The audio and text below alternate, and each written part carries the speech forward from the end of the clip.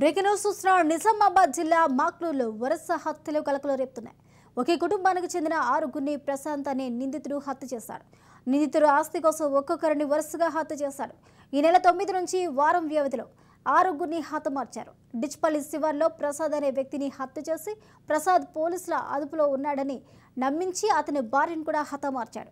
ఆ తర్వాత ప్రసాద్ సోదరిని హత్య చేసి సదాశివనగర్ శివార్లో మృతదేహాన్ని కాల్చివేశాడు. అతని ఇద్దరు పిల్లలను కూడా దారుణంగా హత్య చేసి పోచంపాడ వద్ద గోదావరి నదిలో నిందితుడు పారవేశారు. ప్రస్తుతం ప్రసాద్ పోలీసుల అదుపులో ఉన్నాడు.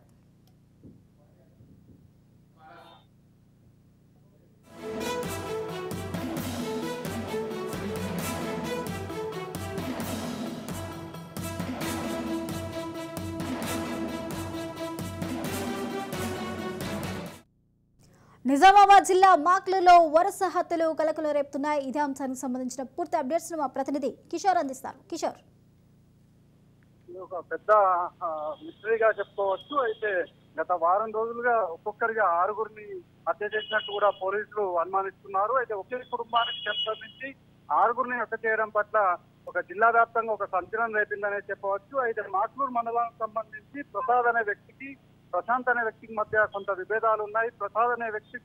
ప్రశాంత్ అనే వ్యక్తి లోన్ ఇప్పిస్తానంటూ కూడా ఇంటిని ప్రశాంత్ తన పేరు మీద రాయించుకున్నాడు. ఇప్పటికే గత 4 రోజులు అవుతున్నప్పటికీ కూడా లోను ఇప్పించకపోవడంతో తిరిగి తన పేరు మీద రిజిస్ట్రేషన్ చేయాలంటూ కూడా ప్రశాంత్ పై ఒత్తిడి తెచ్చాడు.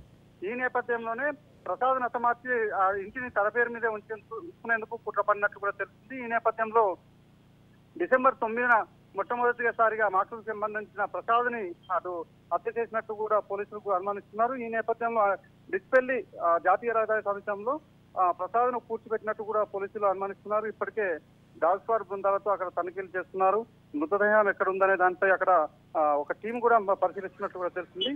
అనంతరం చూసినట్లయితే అటు ప్రసాద్ పోలీసుల అదుపులో ఉన్నారంటూ కూడా ప్రసాద్ భార్యను కూడా అటు బాసర గోదావరి తీసుకెళ్లి చంపివేసి అక్కడే పడివేసినట్టు కూడా తెలుస్తుంది. పోలీసులు దానిపైన కూడా అనుమానిస్తున్నారు. అంతేకాకుండా ప్రసాద్ సంబంధించిన ఇద్దరు సోదరులు ఎవరైతే ఉన్నారు, మొదటి సోదరిని భార్య ప్రసాద్ ఇద్దరు కూడా పోలీసుల అదుపులో ఉన్నారంటూ కూడా బయటకు తీసుకెళ్లి హతమార్చాడు. అంతేకాకుండా ఇద్దరు పిల్లలను కూడా అటు పోచంపాడు నిజామాబాద్ జిల్లా సంబంధించి పోచంపాడు వద్ద సోన్ బ్రిడ్జ్ వద్ద ఇద్దరు పిల్లలను కూడా హత్య చేసి అటు బ్రిడ్జ్ కాలువలో పడేసినట్టు కూడా పోలీసులు గుర్తించారు. ఇప్పుడు ఇప్పటికే 6 మృతదేహాలను కూడా పోలీసులు స్వాధీనం చేసుకున్నారు. అయితే ప్రధానంగా ఇటు 3 హత్యలు ప్రశాంత్ ఒక్కడే చేసినట్టు కూడా గుర్తిస్తున్నారు. మరో ముగ్గురితో కలిసి మరో 3 హత్యలు చేసినట్టు కూడా పోలీసులు అనుమానిస్తున్నారు. దీనిపై సీరియస్ గా ఒక ప్రత్యేక టీంను ఏర్పాటు చేసి అటు పోలీసులు దర్యాప్తు చేసినట్టు కూడా తెలుస్తుంది.